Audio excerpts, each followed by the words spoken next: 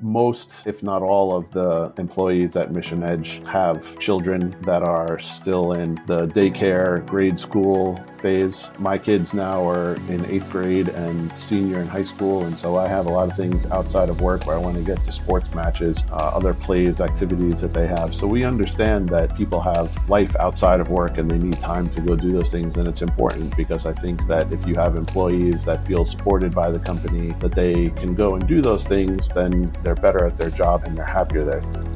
Welcome to Security Cleared Jobs, Who's Hiring and How, the podcast for cleared professionals looking for new opportunities and career advice.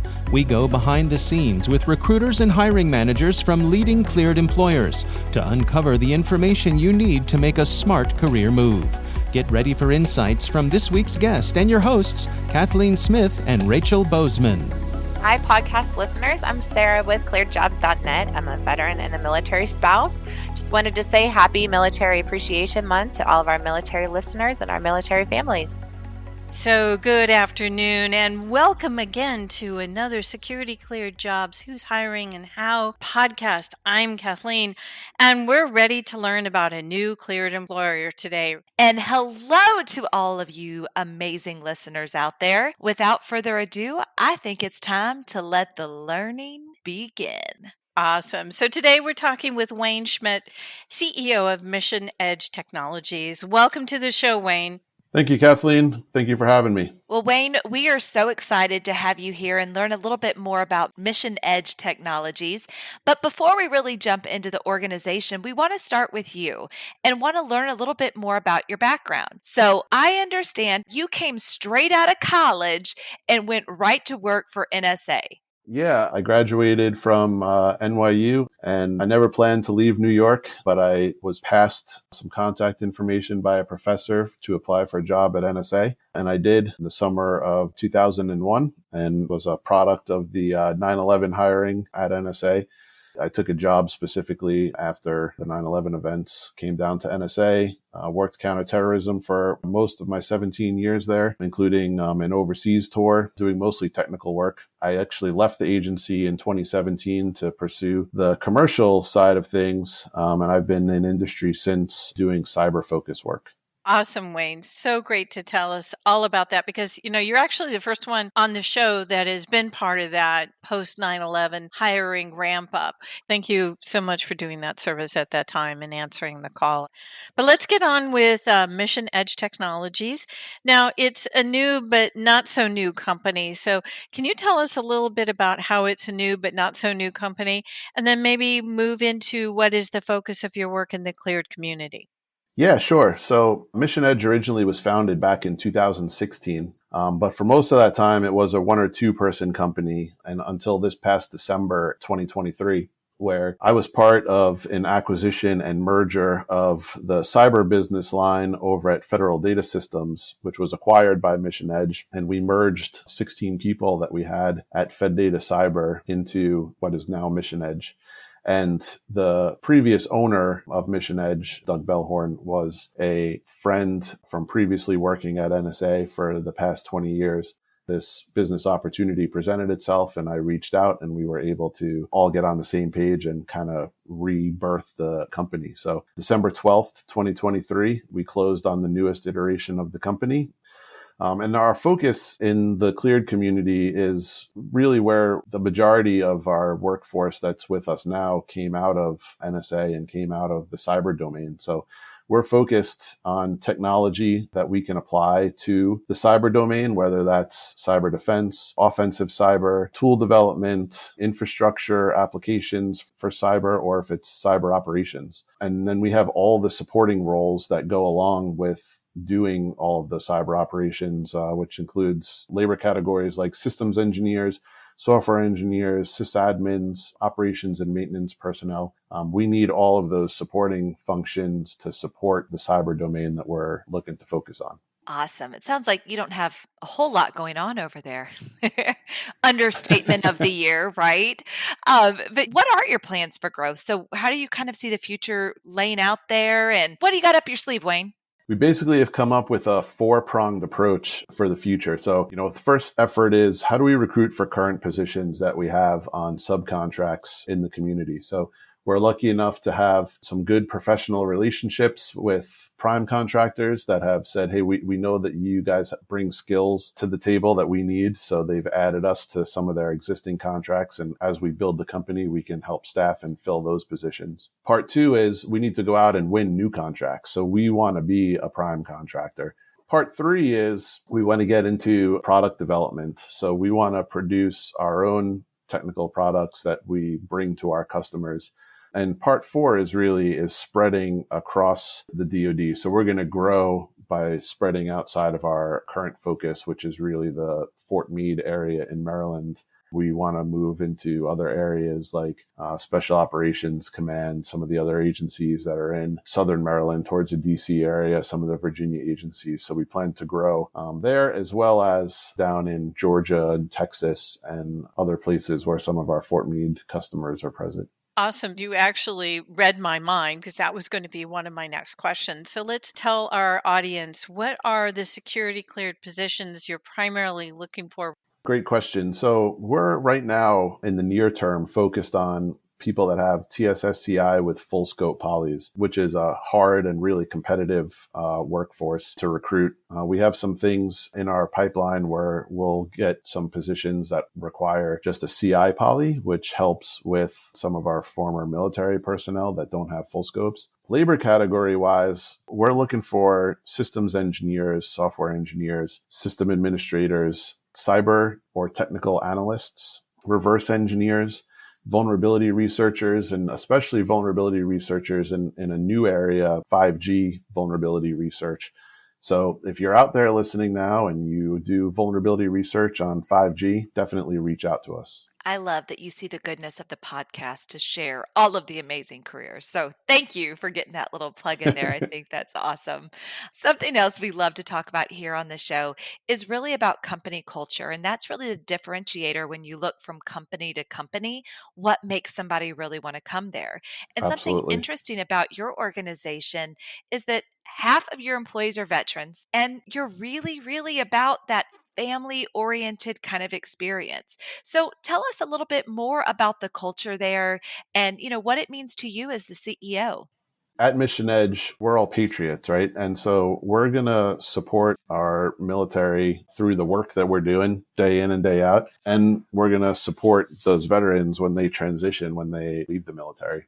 Family-wise, most, if not all, of the employees at MissionEdge have children, a lot of them that are still in the daycare, grade school phase. My kids now are in 8th grade and senior in high school. And so I have a lot of things outside of work where I want to get to sports matches, other plays, activities that they have. So we understand that people have life outside of work and they need time to go do those things. And it's important because I think that if you have employees that feel supported by the company, that they can go and do those things, then they're better at their job and they're happier there. That sounds so awesome. Another thing that sounds really awesome that I heard and speaks to the marketer at my heart, you have your own hashtag, Bring the Edge. Can you explain how that came about and what it means? Sure, I can. So what it means to me and to the company is bringing that extra level of passion that we bring to the national security mission. So to our customers, I want them to think bringing the edge is bringing that extra mile that we will take to help them with the hardest problems for mission success in the national security arena. And for our prospective employees, I want them to think that we are day in and day out in pursuit of the best and coolest and most fulfilling work to give back to the nation in the national security arena for them to work on. That is so awesome. Mine right now is less is more in 24. I like it. All these cool kids, all the hashtags. I don't know. I feel like I need one now. We'll come up with something. Give me a minute. I want to join the cool party too. So want to ask you your thoughts on how transitioning military need to know their worth when they're looking for work in the civilian sector. It's really true for anybody that's looking for work. They need to understand the value that they bring to the table. But what do you, Mr. CEO, mean by knowing your worth? And why is that so important, especially for our transitioning heroes? Yeah, so people that are coming out of the military, coming out of a very unique culture. So their compensation is very black and white. There's not a lot of room for adjustment. And basically, they're told this is how it is. Coming out into the business world is very much different. So the first thing that they need to understand is that this is a business and people will try and, take advantage, and knowing what you're worth, what is your value as far as salary and benefits and that total compensation that's there. For instance, a lot of our military retirees have their healthcare benefits through TRICARE. And so they don't need healthcare benefits at the company where they go. Well, that's a big savings to the company where they're working. And I believe that retired military person should share in that savings. And so we do other compensation things, whether it's additional PTO or bonuses to those military members, because they're saving the company money on not taking their healthcare benefits that are offered. And so they need to understand how the business works and what their worth is so that they can be in the best position financially for themselves and their family. And they deserve that. I think that's a really great, very specific example, especially putting on the business hat, being a candidate coming into a company, especially a smaller company, and being able to say, I have something that I can sort of negotiate well. So, Wayne, you have a lot of really great advice and ideas for transitioning military. I'm wondering, are you part of SkillsBridge, and what are the opportunities that you have in SkillsBridge? Great question. Yeah. So we are part of the SkillBridge community. At previous companies, we have had military members that were on the SkillBridge program come in and do a couple of different jobs. So we have put people in program management and business development type positions where they can learn more or less how the business part of the company works, if that's what they're interested in. We've had people come in that were engineers that wanted to get into doing cyber analysis or writing software that did cyber analytics. So yeah, we're very much part of the SkillBridge community. Just being 4 months old, we haven't had any SkillBridge specific candidates yet, but it's something that we're looking forward to getting involved in the very near future. Awesome. So, again, talking about our service members, when they're coming into government contracting, you have a really great explanation about the unique work dynamic. So, if I'm a potential cleared candidate coming to Mission Edge, coming out of the military, explain that work dynamic to me. Yeah, sure. So, the unique culture in the military, they're used to their chain of command and they're part of a team concept. It's a lot like that in the contracting world, but then it's not, right? So there's a lot of acquisition rules that come from the federal acquisition laws that are out there that they need to be aware of. So on a contract, there's a contract officer representative, a COR, there's a contract officer, and there's a PM on the company business side.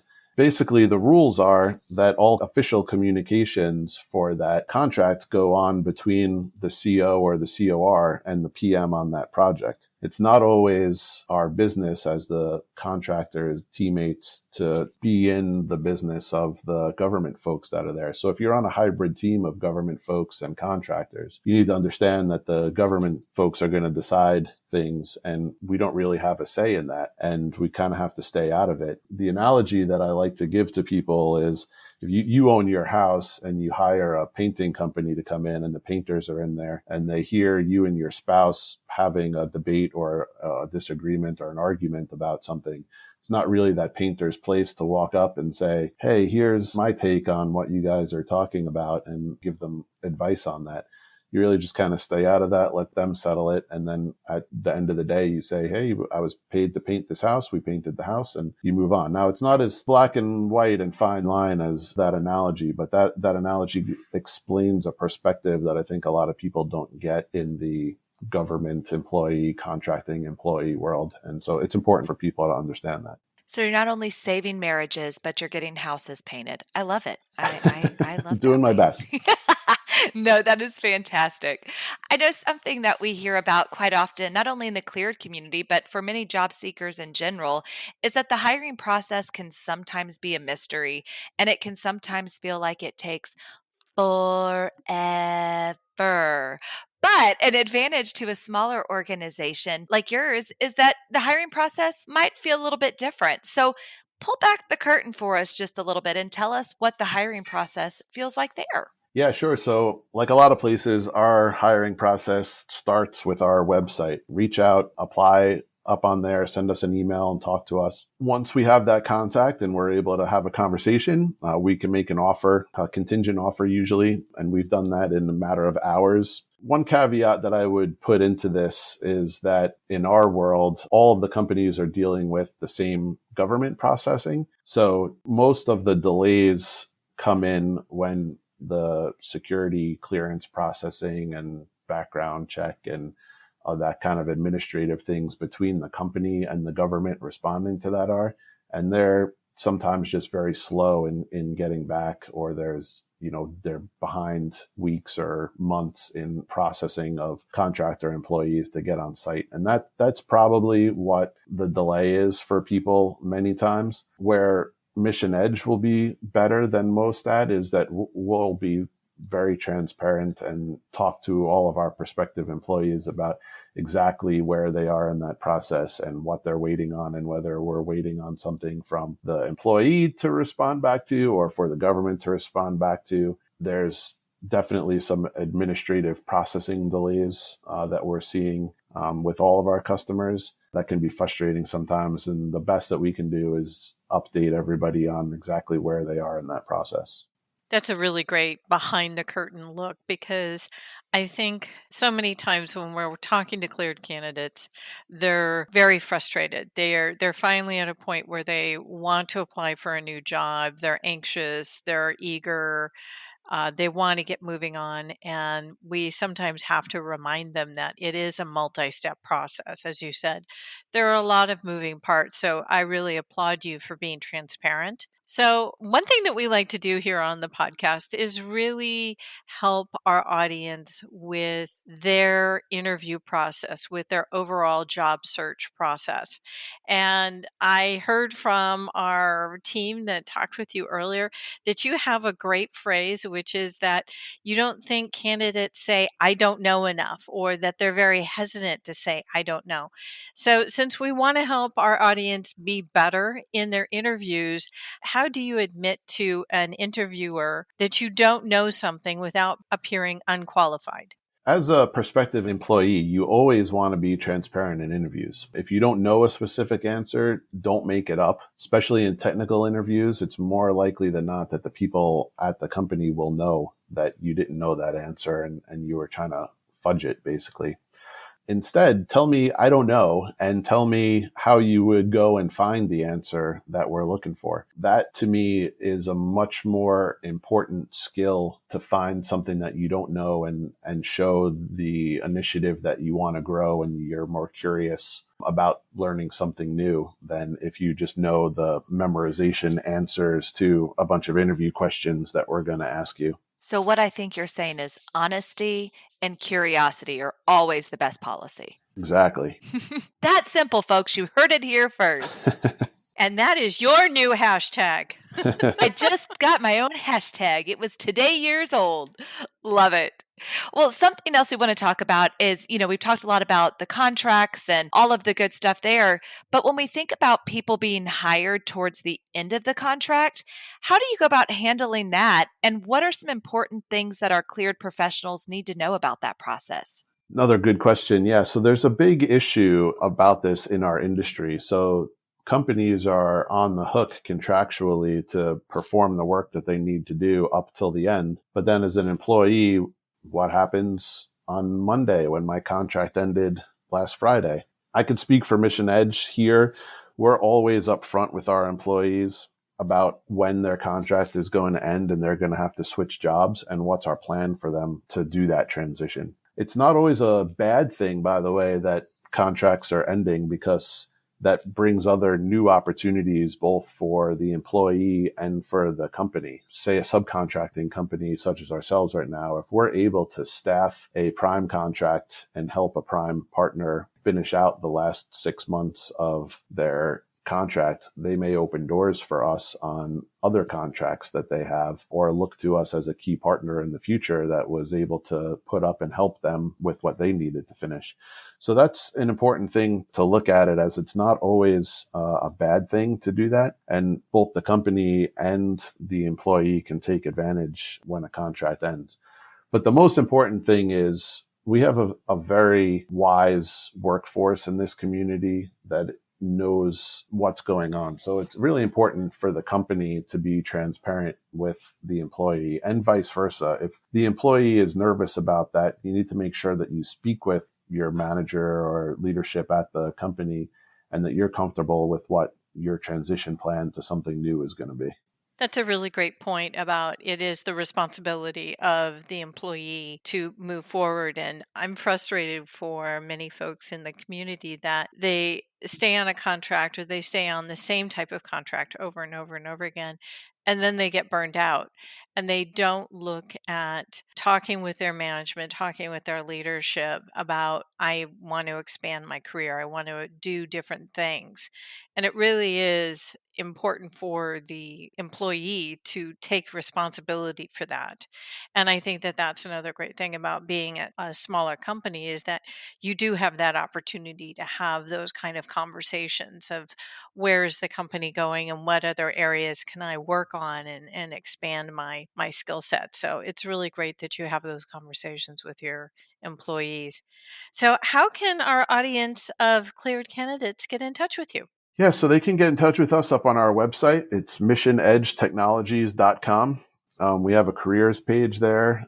Contact@MissionEdge.com is the email that'll get to me and the staff that is handling all our contacts right now. Even if it's not about a specific job that's posted up on our website, reach out. If you have questions about something we talked about on the podcast, happy to have a conversation with you. If you have a set of skills and you're like, hey, we would really love to work with you guys. Do you have something in X, Y, or Z? If that's something that you're looking for and you fit into our culture and ethos and whatnot, we'll go out and find it for you. A lot of that starts just with kind of simply reaching out. Awesome.